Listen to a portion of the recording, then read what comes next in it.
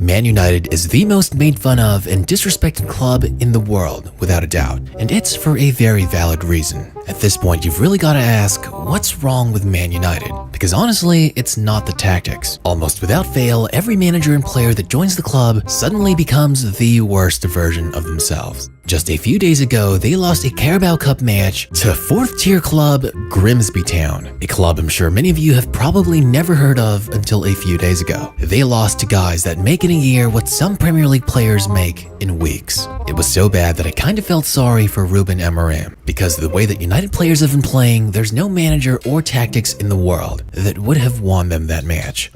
And last night, Man United finally had their first win of the season, and all it took was them beating Burnley, a side that last season wasn't even in the Premier League. So I wondered, all the historically bad management, carousel of manager after manager, and even the tactics aside, why has Man United been so bad for so long?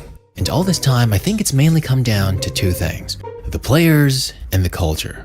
In my opinion, a lot of Man United players over the years have been either grossly overrated or seriously underperforming. Because like Jose Mourinho once said, "That's football heritage." And a big problem they've had is signing players for a huge fee that don't fit and ultimately don't perform. The most recent example of this is Mason Mount. Mount was supposed to be a jewel for Man United's midfield rebuild. United spent $60 million for the Champions League winner, but instead he kind of became a ghost in red. I understand injuries surely played their part, but even when he was fit, Mount looked lost. Right now, overall, instead of a man that was supposed to elevate United's midfield, so far it seems he's just become another big name signing swallowed by the void. Another reminder that just because a player is expensive, they might not exactly be the best fit. Then we have Andre Onana. Ever since his first match for United, it looked like things just never meant to be. His confidence playing for the club would immediately get shot down, and this would lead to a shaky start in the league, multiple errors throughout Europe, and many more mistakes that ultimately would not do any good for his confidence. I mean, pair that with a backline that's constantly changing in front of him. Given those circumstances, I don't think any goalkeeper would flourish. Who knows, maybe with another club, or maybe if he had a better start, Onana might have thrived. But in this environment, he was destined to crack. And I can't really blame him, as only the most mentally tough goalkeepers could make it out of this situation.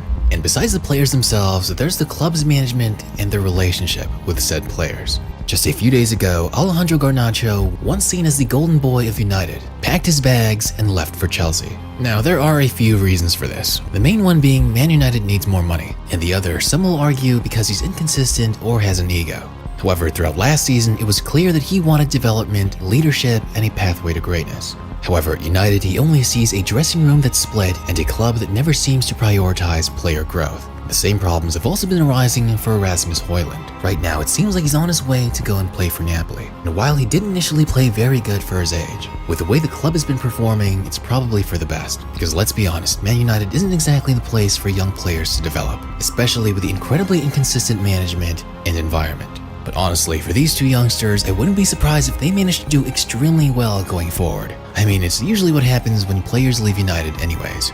But no player embodies a poor relationship with the club more than Jadon Sancho. Sancho and club management have been on bad terms for several seasons now. And to be fair, well, both sides are at fault. Sancho has not really performed well or had a great attitude at United overall, while Erik ten Hag and ultimately United's management shouldn't have said or done what they did. But it's not just this particular relationship. Ultimately, it all boils down to the second point, the atmosphere and culture around the club. For me, it's not just about the bad transfers or players not living up to the hype. Overall, it's the environment they're walking into. For well over a decade now, Manchester United has become a club where failure feels inevitable, where every mistake is magnified, where every first chance missed turns into a headline, where young players aren't given the patience, they're either a future star or a flop, and where spending aimlessly on players that don't fit or can't handle the pressure becomes a norm.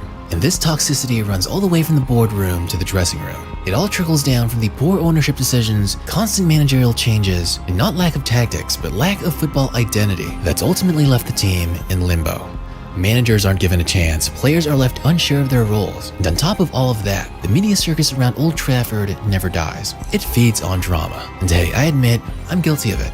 And all this pressure ultimately seeps into the dressing room, only further impacting the players and management. The atmosphere doesn't lift the players, instead it weighs them down. every new signing knows what they're getting into. They're walking into a storm. And it's not just this season or last season or the season before. It's become so reoccurring that it's almost like a curse that affects managers and players as they come join the club, and is usually only lifted when they part ways. So really, this is all nothing new. The curse in joining Man United isn't in the tactics, it's in the entire environment. And honestly, I have no solution on how to fix it, because looking back even over a decade ago, this cursed atmosphere has affected many big names over the years. It's not just bad luck, and it's not just one or two players. This is a pattern. And one of the earliest examples of the curse is with no other than Angel Di Maria.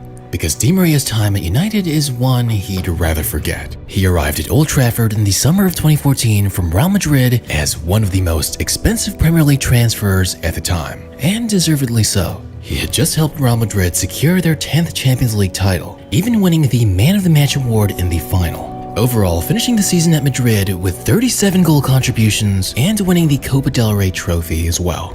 But despite not wanting to move to Old Trafford to begin with, Di Maria was actually off to a decent start. He scored a free kick in his home debut and went on to record 3 goals and 4 assists in his first 6 appearances. But things only went downhill from there. In the next 17 matches, he only recorded 1 goal and 4 assists. He would play 9 more matches for United but had absolutely no goal contributions for any of them. At the end of the campaign, Di Maria was judged by the Daily Telegraph to be the worst signing of the season. While many believe that Di Maria's problems began when manager Louis van Gaal decided to move him away from his preferred position and play him in more of a central role rather than on the wing. Whatever the problem was, Di Maria didn't want to spend one more day at Old Trafford, and he soon got his wish when United sold him to PSG for around £44 million. And Di Maria pretty much went on to be one of the most beloved players in Paris, going on to be one of PSG's best players for many years, even helping the club reach the Champions League final back in 2020. However, for Man United fans, he was one of their most hated signings. And for Di Maria, the time he spent at Manchester was likewise the worst in his career. But it is kinda hard to blame the guy, as it was the only time in his career that his house would be burglarized. But of course, who could forget about Alexis Sanchez? At Barcelona, he was incredible. And at Arsenal, he was their talisman. Like, who can forget his insane 16-17 season where he had 48 goal contributions in 51 matches. Back then, he was easily one of the best players in the entire Premier League. But the moment he arrived at United, the magic vanished. His decision-making was poor, his touches were heavy, and his off-ball movements were lackadaisical. In 45 appearances for Man United, Sanchez scored a miserable 5 goals. The confidence, aggression, and flair that made him one of the most entertaining players in the world just suddenly disappeared when he arrived in Manchester. Back in 2022, in his own words, Sanchez admitted, "I wanted to tear up my contract and go back to Arsenal after my first training session." He described a dressing room without cohesion, a toxic atmosphere, and a lack of clarity from management. And of course, immediately after leaving Man United, Sanchez would regain form, having 14 goal contributions in 30 Serie A appearances for Inter Milan, even helping them win the Serie A title right off the bat. In fact, those first few seasons after leaving United saw a ton of success. He won 2 Serie A titles, 2 Italian Super Cups, and a Coppa Italia. And trust me, this pattern is only going to continue as we talk about more players. And since I've been giving you older examples, why not show one this season? And for that, Anthony Elanga is the perfect example. The former United player came back to haunt his club, making them regret their choice of selling him, when he would score an insane solo goal, running deep from within his own half before calmly sinking it in. Ironically enough, Elanga even came from Man United's youth program. But for some reason, his run with the senior squad wasn't all that impressive. He played 3 seasons with the senior squad and recorded a total of 8 goal contributions in 55 matches. And in the summer of 2023, I guess United decided he wasn't worth keeping anymore, opting to sell him to Nottingham Forest, who had finished 16th in the 2022-23 season. And hilariously enough, in his first 2 seasons with Forest, he's currently recorded a total of 29 goal contributions, already 3 times more his numbers at United. Elanga has also been a key player in their incredible dark horse season, But besides doing well before and after leaving Man United, there are some players who were absolutely ruined before joining the club to experience an irreversible lack of form.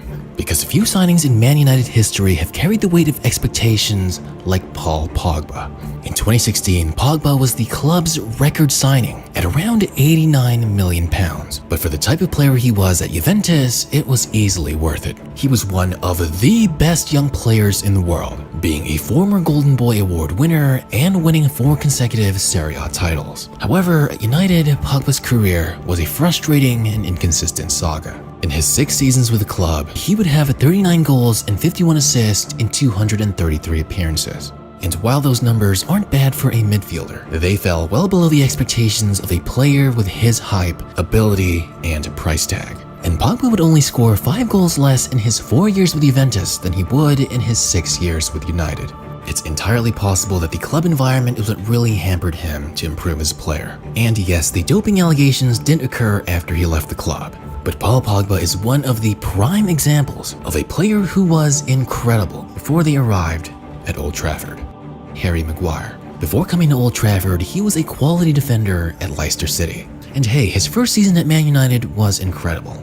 But after that, we all remember how he became an absolute meme for a good 2 years. Sure, Maguire gets a bad rap, especially for that 2021-22 season. And yes, he does play incredibly well when he plays for England. But despite him slowly improving his form over the years, at a professional level, well, his reputation and value has never recovered. But I'll tell you who's dead. And all of you should know by now, I'm talking about the GOAT, Antony. Antony was once lighting up Eredivisie with Ajax, averaging double figures in goals and assists each season, until he was brought to United as one of the most expensive Premier League players in history.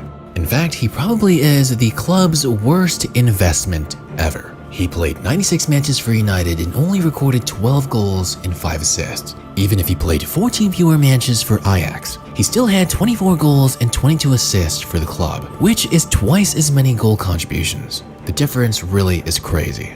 At United, he was the joke of the footballing world. But hey, we all know it wasn't really his fault. Even the GOAT was affected by United's curse, because once they decided to send him on loan, Antony has been absolutely incredible for Real Betis, already having more goal contributions in 15 matches than he had in his last 52 games for United. Casemiro is also another player who is a shadow of his former self since joining United, because if we're being honest here, he's struggled to replicate his form at Real Madrid. Injuries, father time, and a change in his role definitely are all a contributing factor to the disruption of his rhythm. But still, his performances have been rather inconsistent. Since joining United, his number of accurate passes has been significantly lower than any of his seasons at Madrid. He's also faced criticism for his lack of pace and lack of effort. Now, the man is 33 years old, but more and more the phrase, "leave the football before it leaves you," is becoming more fitting for Casemiro. Even David De Gea, who was met with absolute disrespect by the management, would eventually find good form in Fiorentina after leaving the club. Even guys like McTominay, who came from the club's youth program, because the very next season following his departure, McTominay has been an instant hit at Napoli. He's had 9 goals in 30 matches for the Italian side, already doing 3 times more than he did at United. His 11 goal contributions total also rank him in the top 3 pure midfielders in the league. So yeah, you could definitely say McTominay's enjoying a better career in Italy. And I could even throw a few more names there. So this all leads to one conclusion, and that is that there's something fundamentally wrong with Manchester United as a club. But what is it exactly? Well, that's the million-dollar question. Things certainly haven't been the same since Sir Alex Ferguson left the club. For many years, a lot of fans blamed the Glazers, selling good players and spending ridiculous amounts on players who are simply not that great. Plus, the fact that they can't keep a manager and have a toxic fan base probably doesn't help either. But honestly, no one knows for sure what the real problem is. If they did, they would have been hired by now and things would have improved. So thus, to the footballing world and all its fans, it's simply easier and makes more sense to say that the club is cursed. If you have any insights, I'd really love to hear more in the comments below. There is something I used to call football heritage. United players that left the club last season, see where they play, how they play, if they play. That's football heritage.